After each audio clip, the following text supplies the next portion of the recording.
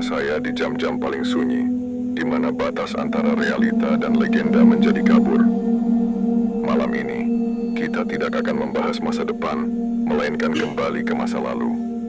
Tepatnya, 130 tahun yang lalu, ke sebuah tempat bernama Whitechapel, London. Taruh kopi Anda, redupkan lampu ruangan, dan bayangkan, Anda berada di sana. Di tengah kabut kuning yang menyesakan, di mana setiap sudut gang menyimpan rahasia berdarah. Agustus 1848, London bukan sekadar kota megah dengan kerajaan yang jaya. Di sisi timur, kemiskinan merajalela. Disinilah sang iblis memutuskan untuk mulai bermain. Namanya belum dikenal, sampai tubuh Mary Ann Nichols ditemukan di Bucks Row. Bukan pembunuhan biasa, pendengar.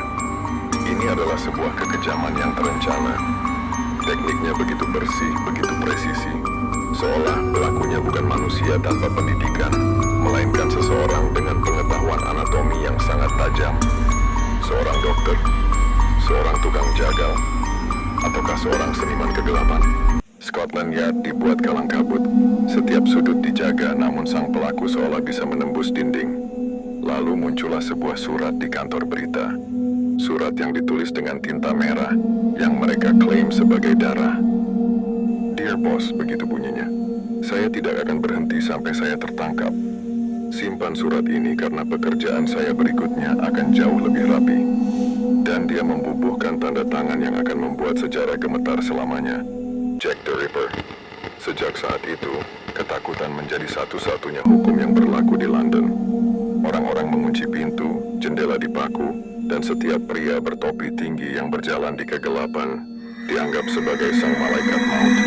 5 korban jatuh secara resmi. 5 nyawa hilang di tangan bayangan yang sama. Namun secepat ia datang, secepat itu pula ia menghilang.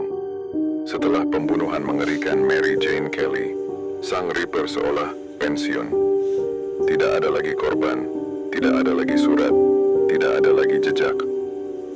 Ratusan tersangka telah diperiksa, mulai dari cucu Ratu Victoria hingga pelukis ternama hingga imigran misterius. Namun hingga siaran ini mengudara, identitas aslinya tetap terkubur di bawah tanah London yang basah.